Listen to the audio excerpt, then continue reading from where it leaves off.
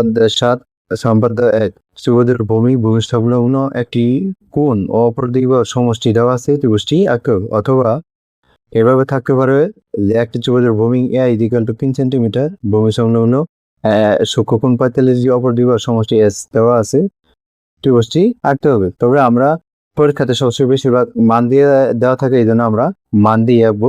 প্রথমে আমাদের ভূমি দেওয়া আছে কত, r এর সমান 3 সেন্টিমিটার। তাহলে আমরা প্রথমে একটা ভূমি অঙ্কন করবো, যেটার মান হলো 3 সেন্টিমিটার। 0 থেকে 3 সেন্টিমিটার রাখবো আমরা। এই এরপর আমাদের দেওয়া আছে একটা সূক্ষ্মকোণ ৪৫ ডিগ্রি। তাহলে ৪৫ ডিগ্রি কোণ আমরা কাদা দিয়ে অঙ্কন করতে পারি, অথবা আমরা চাইলে এইভাবেও অঙ্কন করা যায়। তাহলে আমরা প্রথমে যদি দেখাই যে কিভাবে কাদা ছাড়া ৪৫ ডিগ্রি কোণ অঙ্কন করা যায়। প্রথমে আমরা যখন একটা দাগ দেবো, এরপরে যখন একটা ব্যাসার্ধ নিয়ে একটি বৃত্ত চাপাবো, কি আঁকবো, বৃত্ত চাপাবো। ঠিক ওই একই ব্যাসার্ধ নিয়ে আবার আরেকটি বৃত্ত চাপাবো আমরা। হ্যাঁ, এখানে আবার আরেকটি ওই একই ব্যাসার্ধ, এই পাশে একটি, এই পাশে আরেকটি বৃত্ত চাপাবো। আবার এই পাশে ধরে আমরা এখানে আরেকটি বৃত্ত চাপাবো। তাহলে আমরা এই রেখার উপর একটি লম্ব হবে, অর্থাৎ ৯০ ডিগ্রি কোণ উৎপন্ন হবে। কত ডিগ্রি? ৯০ ডিগ্রি। আর ৯০ ডিগ্রিকে যদি আমরা অর্ধেক করি, তাহলে আমরা ৪৫ ডিগ্রি কোণ পাবো। তাহলে যখন একটা কোণের অর্ধেক কিভাবে করতে হয়, যখন ওই কোণে যেই কোণকে আমরা অর্ধেক করবো, সেই কোণের অর্ধেকের বেশি ব্যাসার্ধ নিতে হবে। ব্যাসার্ধ নিয়ে এই পাশে একটা বৃত্ত চাপাবো, আবার ঠিক একই ব্যাসার্ধ নিয়ে অপর পাশে আরেকটি বৃত্ত নিব। এরা যে বিন্দুতে ছেদ করে, ওই ছেদ বিন্দু থেকে যদি আমরা শুধু একটা রেখা টানি, তাহলে আমাদের কি হবে, অর্ধেক হয়ে যাবে।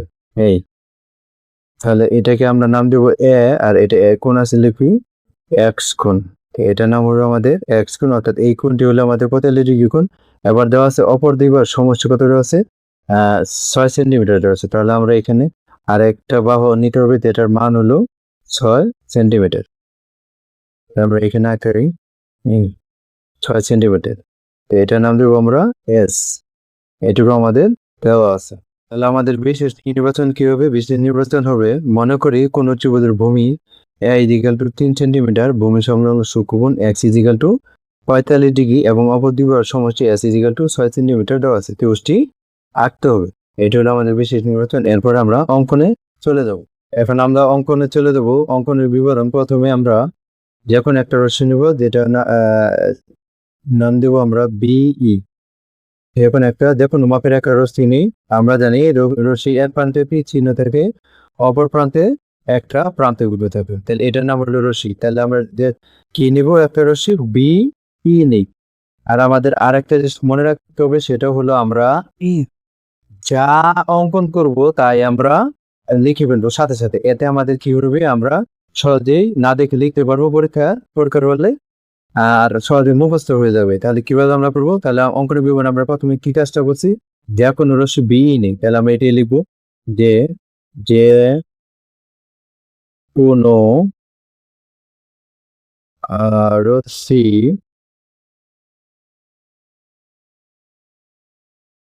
বিই নেই। আমরা আগেই বলছি, আমরা যতটুকু কাজ করবো ততটুকুই আমরা লিখে বলবো সাথে সাথে। এরপর আমরা যে কাজটা করবো তা হলো ভূমি এর সমান করে বিসি অংশ কেটে নেই। তাহলে ভূমি কি আছে, কত আছে, 3 সেন্টিমিটার। এই হলো ভূমি এর সমান করে বি থেকে, কোথা থেকে, বি থেকে ভূমি এর সমান করে বিসি অংশ কেটে নেই। এটা নাম দিব কি আমরা, সি। তাহলে আমরা যা অঙ্কন করবো তাই লিখবো। তাহলে এখানে আমরা সি অঙ্কন করলাম, বিই থেকে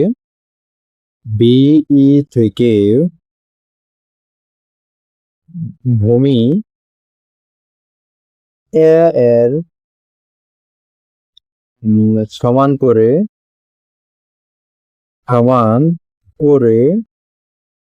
বিসি নেই, অথবা বিসি অংশ কেটে নেই, এইটুকু লিখলেই হবে।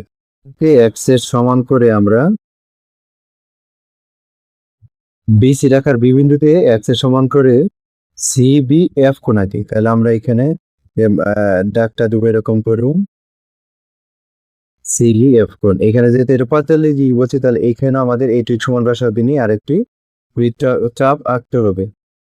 তাহলে আমাদের কোনটা হয়ে গেলে, এখন আমরা এমন ভাবেও এক্সট্রা যোগ করব, এটার নাম দিব আমরা সিবি এফ কোণ। এই এটার নাম হবে সি এফ কোণ। তাহলে এটাও আমরা এটাকে দিব এফ। অর্থাৎ আমরা কি করলাম এখানে, যে বিসি রেখাংশের বি বিন্দুতে আমরা যা অঙ্কন করবো তাই লিখবো, বিসি রেখাংশের বি বিন্দুতে এক্স এর সমান করে সি বি এফ কোণ আঁকি। যেটাকে আমরা কোণ বলবো সেটাকে সবসময় মাঝখানে রাখবো, অর্থাৎ সি বি এফ কোণ আঁকি। এই যে বি যেহেতু কোণ, তাহলে বি কে আমাদের মাঝখানে রাখবো। তাহলে আমরা কি অঙ্কন করলাম, বিসি রেখাংশ, বিসি রেখাংশ রেখাংশের বি বিন্দুতে, কোথায়, বি বিন্দুতে, বি বিন্দুতে এক্স এর সমান করে, কোণ এক্স এর সমান করে কি আছে, সিবিএফ, সিবিএফ কোণ আঁকি। আমাদের যা আঁকবো তাই লিখবে, যা আঁকবো তাই লিখবে। এবার আমরা যে কাজটা করবো সেটা হলো বিএফ থেকে এস এর সমান করে, বিএফ থেকে এক্স এর সমান করে বিডি অংশ কেটে নিই। এটার নাম কি দেবো আমরা, ডি অংশ। এবার আমরা কি করলাম, বিএফ থেকে এস এর সমান করে, এস এর সমান করো বিডি, বিডি নেই অথবা বিডি অংশ কেটে নেই। এবার সিডি যোগ করি। এখন কি করব আমরা, সিডি যোগ করি, সিডি যোগ করি। কি করলাম আমরা, সি কমা ডি যোগ করি। এখন আমরা সি বিন্দুতে সিডি রেখাংশে যে পাশে বি বিন্দু আছে ওই পাশে বি ডি সি এর সমান করে ডি সি জি আঁকি। তাহলে আমরা কি কাজটা করব, আমরা তাহলে যে কাজটা করবো সেটা হলো, কোথায়, সি বিন্দুতে, কোথায়, সি বিন্দুতে এই পাশে বি আছে, এই পাশে কার সমান করে, ডি এর সমান করে। তাহলে আমরা প্রথমে এখানে একটা ডি অঙ্কন করতে হবে, এখন পাশে একটা ডি তে একটা কোণ অঙ্কন করতে হবে। ঠিক ওই একই ব্যাসার দিনে আমরা, যেহেতু বলা আছে ডি সি, এই বাহুর সাথে অঙ্কন করব, তাহলে এটার সাথে আঁকবো। তাহলে এখানে আমরা একই ব্যাসার দিনে আমরা একটা বৃত্ত চাপাবো। আবার এইখানে দেখবো যে কতটুকু আছে, অথবা এই পাশ থেকে ধরলেও হবে, এ পাশ থেকে ধরলেই হবে। এখানে দেখবো আমরা কতটুকু আছে, এতটুকু। তাহলে এখানে আমরা সিডির সাথে থাকবো, এখানে আমরা এখানে কেটে নিব, এই ডি কোণের সমান হয়ে গেলে আমরা ডি কোণের সমান করে সি বিন্দুতে আমরা একটা কোণ আঁকবো, যেটার নাম হবে ডি সি জি আর কি। তাহলে এটা কি নাম হবে আমাদের, ডি সি জি আর কি। তাহলে শূন্য করে বসাই নিব, এরপরে আমরা রাখবো, নাম দিব আমরা ডিসি জি। সি বিন্দুতে, সি বিন্দু, ও সিডি রেখাংশে যে পাশে বি বিন্দু আছে, সিডি রেখাংশের রেখাংশ যে পাশে বি বিন্দু আছে, বিন্দু আছে, সেই পাশে